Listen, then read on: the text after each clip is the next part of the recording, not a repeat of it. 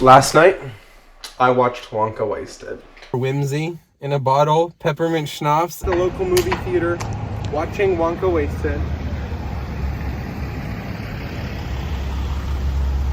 Watching Wonka Wasted.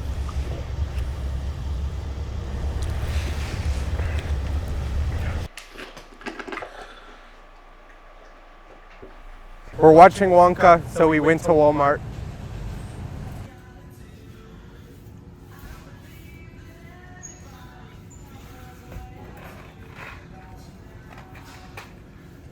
Candy is dandy, but liquor is quicker. I like the peppermint stuff they had over here. Yeah, this is What are you talking about? Oh, Smirnoff? Smirnoff. Oh, dude, you want it? Do you have schnapps? Peppermint schnapps? Yeah. I think we have, we've had it. Oh, dude. The Jägermeister mini. Ooh. We had Wait, is that like the black licorice one? Yeah. Yeah. That's nasty. We have Goldschlager. We had a whole bunch of snaps. We must have sold out right down there. They're probably all seeing Wonka. That's where we're going. Willy Wonka? Yeah. Dude, we had, where did we put that? We had peach schnapps and peppermint schnapps. Oh, there it is right there. Oh! Peach. Wait, no, we got peach. Oh, there you go. Peach We don't schnapps. got, we don't got, where's the other one at? I'm- Peppermint, right here, dude. Oh, yeah, there they are. Peppermint $8.98. schnapps. That's the cheaper version. $1 cheaper than that other stuff. There you go. We are at the movie theater. We just arrived at the theater and we have got our whimsy in a bottle, peppermint schnapps. This is what we will be drinking. So this is first shots to Gene Wilder.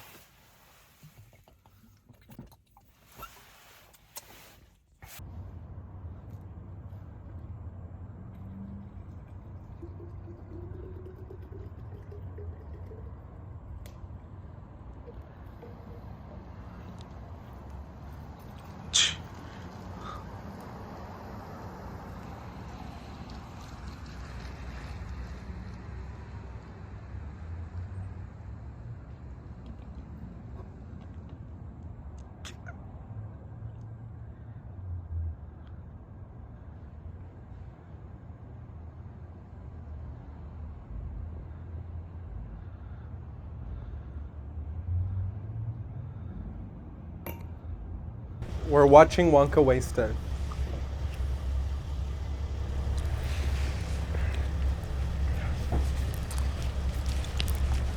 So, Wonka. This is supposed to be a prequel of the 1971 Gene Wilder version, Willy Wonka and the Chocolate Factory. Now, what I need to see from this movie as a prequel, right? As a prequel, I'm expecting that it lines up Willy Wonka's story into some sort of transition into the Wonka character, Gene Wilder's Wonka character in 1971 version. Now, I don't know exactly what to expect from Wonka. I don't necessarily trust Hollywood when it comes to remakes and sequels and prequels and all of that stuff. I definitely prefer original stories. But the cool thing about Gene Wilder's depiction of Willy Wonka is that he's such a mysterious character, and there's so many questions that movie leaves you about Willy Wonka. Where is his family? Why is he such an asshole? Why is he a secluded hermit? The Oompa Loompas. I understand they make it very clear in those films that the Oompa Loompas are not slaves, that the Oompa Loompas are there under their own volition. But I just want to see how this movie handles that. I know there's been some controversy with Hugh Grant, but I don't want to get into any of the details before I see the film. But yeah, so basically the expectations of a prequel for me are just basically I want to see Timmy Chalamet become the Gene Wilder version of Willy Wonka. So let's go see how well they did that. So before I'd seen Wonka, I'd only watched the trailer for it. So going into it, I only knew that it was a prequel. I guess I could see from the trailer that Wonka's really young in this movie, but I guess that didn't really add up last night when I was going into the theater. I was more thinking that this would line up directly with the Willy Wonka and the Chocolate Factory, which it did not. There was a huge gap, 25-year gap, where all of my nagging questions that I wanted answered would have been answered in those 25 years. But no, we didn't make a movie about that. They made a movie about the kid Wonka. Go for it. So I was kind of expecting to like not enjoy it, like hating it, but I kind of enjoyed it. Like, it wasn't the worst experience. I don't think the music, I think the songs were pretty enjoyable. Like nothing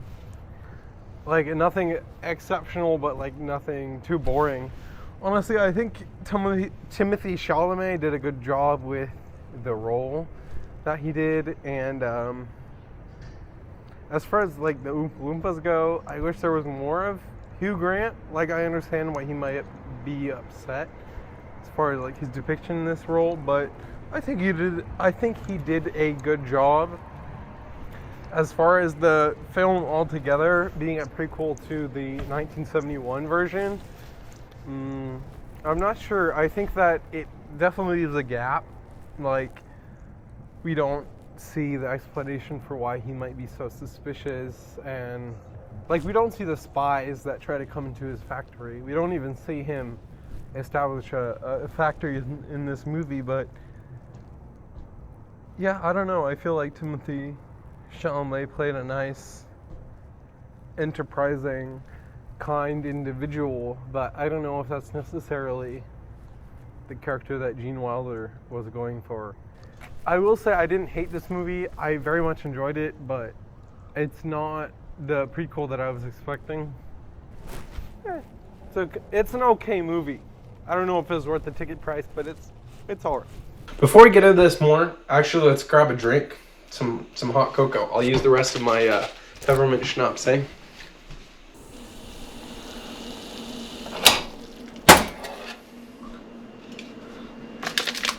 Hot cocoa time! Oh, fuck.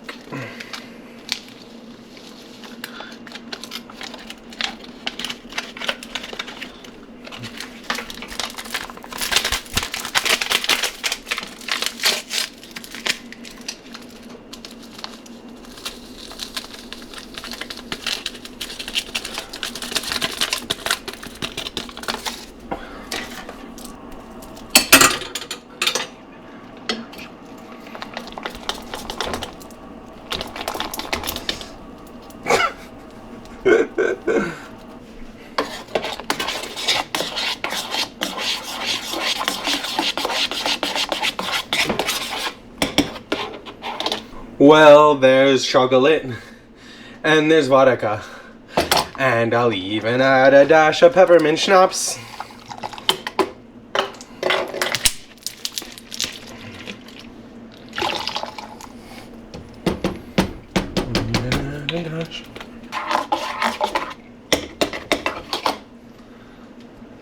An absolutely perplexing combination of purple passion fruit punch with peppermint schnapps. Hot chocolate, oh my goodness, this stuff will knock you out of your pants.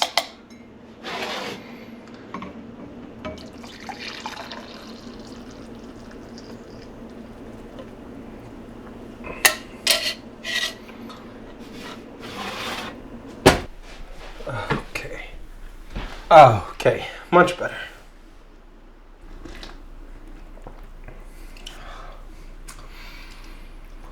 Wow, what a peculiar flavor this purple passion fruit peppermint punch has. This really does taste like a Wonka creation. All right, well, let's talk about Wonka. You've never had chocolate like First things first, it's a musical, right? It starts off with the songs immediately, like right out the gate.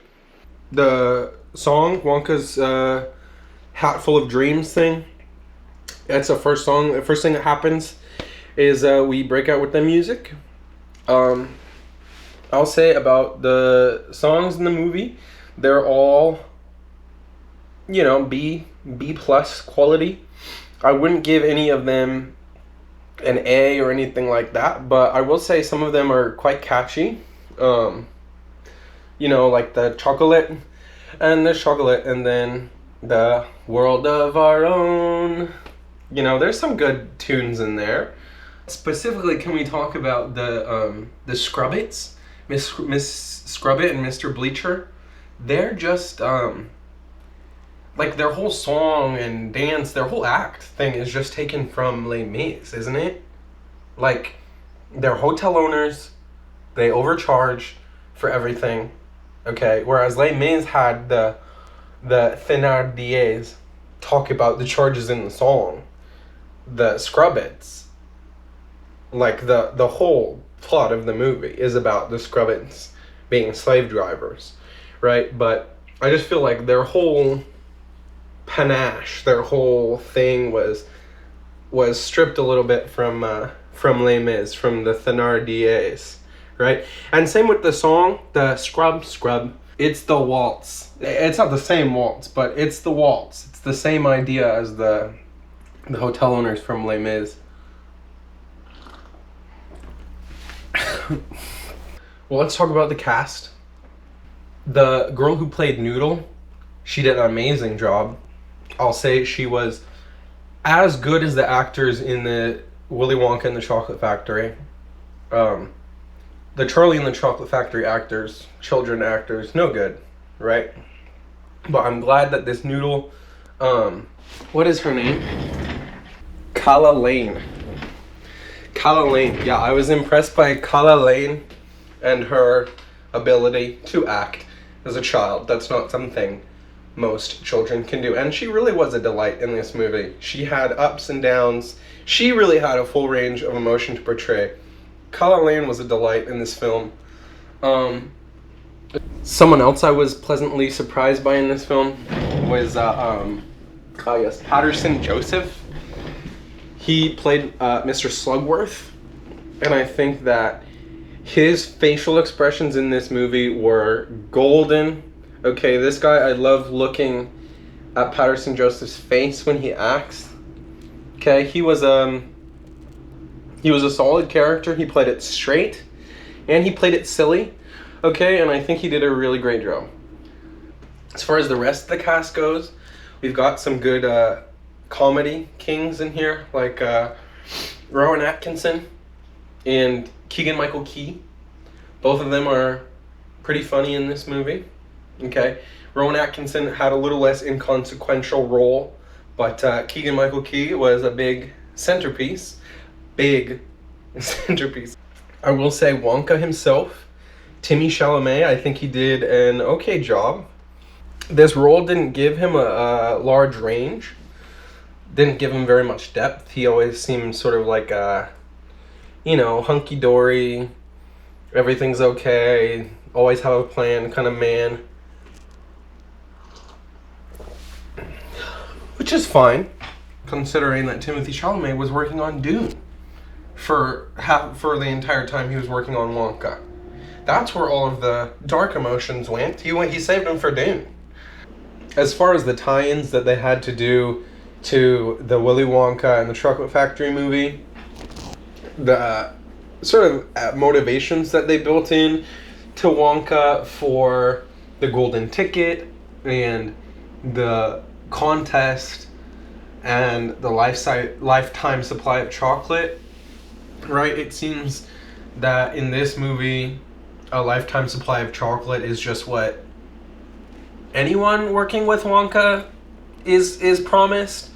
So that just seemed kind of lazy to me. And then the other thing with the golden ticket, right? His mom leaves a golden ticket in her very last bar of chocolate. The ticket says it's not about the chocolate, It's about who you share the chocolate with. Which is an interesting message. And I think that was perhaps the overarching message of the original book and movie was that, don't waste your time with brats, with like assholes and children who have no manners. But that same message in this film falls kind of flat. Just because everyone he shares that chocolate with, they're going straight home to their families. They've been indentured servants. They've been slaves for years at this point. No one wants to hang out with you, Wonka. Just gonna say it. He returns all of his family members to their original families. And then he's left alone. Like, all alone. Except with Lofty. But Lofty doesn't even seem to like him that much. One of, like, the big values signaled by the Willy Wonka and the Chocolate Factory was the importance of a supportive family and of parents that are kind and respectful and don't spoil the shit out of you. Whereas in this movie, Wonka just kind of spoils the shit out of everyone, and I don't know. This is without doubt the absolute 100% worst. Wonka faithfully adapts the Willy Wonka character into the American mythos. Now, what is the American mythos? It's the idea that self-made men are made great through their own... It's the great man theory of history, basically, that men do great things and they become great people because of it.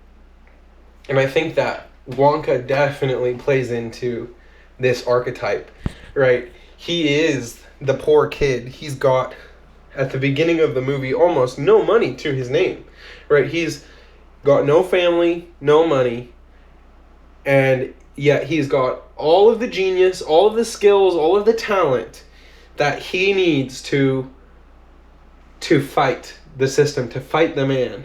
But really, he's not going to fight the man. He's not going to tear down the system. In fact, the only way he can beat the system is by beating them at their own game. So it's the poor genius, the destitute wonder kid, who overcomes this greedy chocolate mafia, the chocolate cartel. And, I thought it was interesting how in the movie they make a note of him. He sells the chocolate cheaper than anyone. He sells chocolates only at a silver sovereign apiece, right? So anyone, even the poor, can eat the chocolate. And yet this is a very different man from the Wonka we see 25 years in the future, who, through the result of inflation or just becoming a dick, the chocolate prices have gone up so that the poorest of children can only afford one chocolate bar a year. But in the original story, Willy Wonka is not supposed to be trusted. Like, is not a man to be trusted. I feel like the moral of those movies was that the misanthrope who lives like a hermit, he's impoverished his town because he outsourced all of his jobs to foreign workers. Like, is not to be trusted. Like, Wonka is not a trustworthy man. He, like, drops kids and their parents with, like, no remorse. With no look back. Like, in the original movie, they didn't even show those kids walking out of the factory. Like, those kids are probably dead. If you want to succeed, you've got to work hard. That's what I took out of this film. But there's like some major problems with that because not once do you see him like mixing ingredients. I mean, you see him collecting ingredients, you see him like mise en place the ingredients, but not once you actually ever see Wonka make chocolate in this film.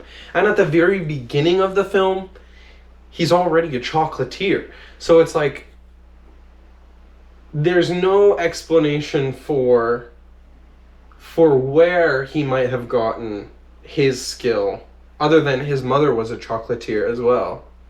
But they don't show us him learning how to make chocolate. All they show was him eating his mother's chocolate. So what are we supposed to say about that? 7 years he was on the sea, and in those 7 years he learned to be a chocolatier on a boat, really?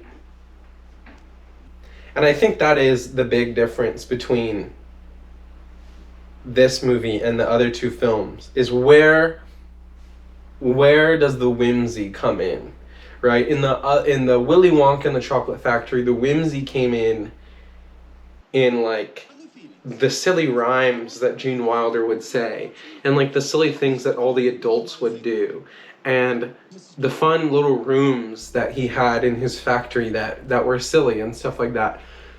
And in the Charlie and the Chocolate Factory, Tim Burton was like, we're not going to talk about that one. Anyway, the whimsy in this film, in Wonka, is all in Wonka's inexplicable magic. He can light fires with his breath. He can talk to animals. He can disappear things and reappear things. Okay, he's a completely magical man. Magical capabilities that are not exhibited in the 1971 version, anyway. And so the whimsy in this movie really lies in just Wonka doing whatever the fuck he wants, basically. In Wonka making some weird, crazy chocolate that contain rohypnol. Wonka drugs someone on 3 separate occasions in this film. Number what now? Allow me to refresh your memory. Oh, I don't think I want to hear that. It's time to talk about the Oompa Loompas, okay? In this movie, there's really only one Oompa Loompa. His name is Lofty Loompa.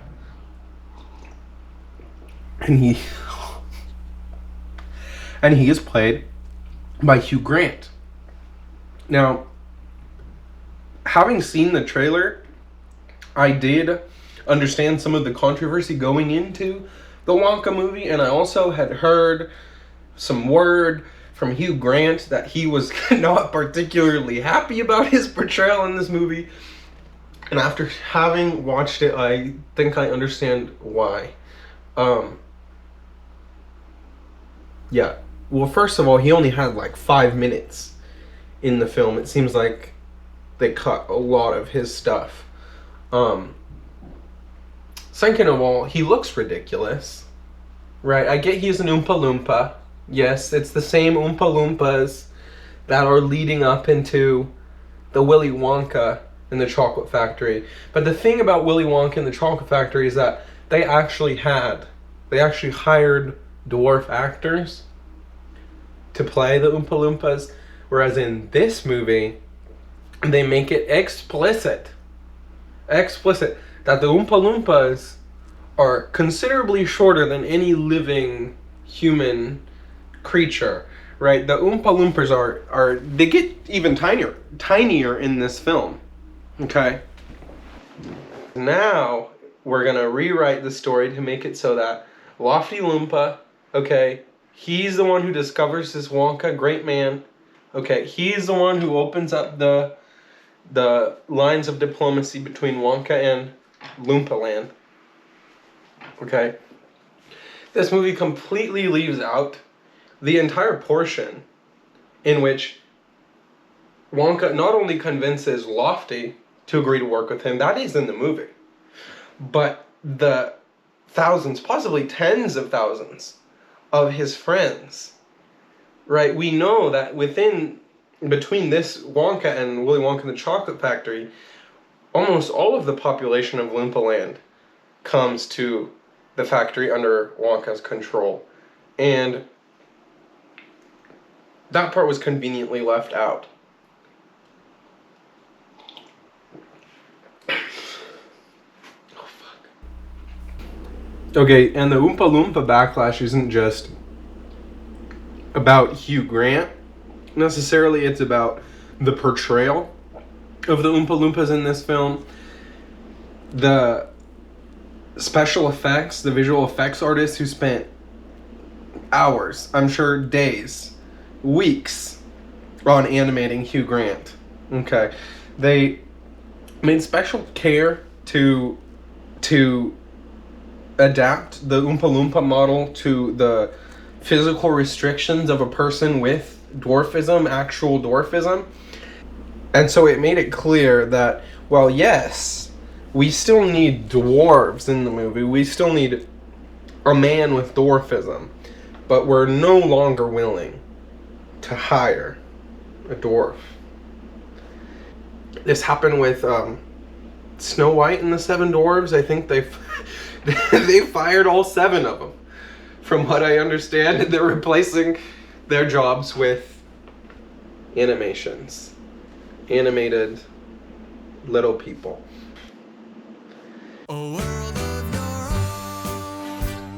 Yeah, I think Gene Wilder would not like this movie. I think he would really dislike this movie for the same reason he disliked Willy Wonka and the Chocolate Factory.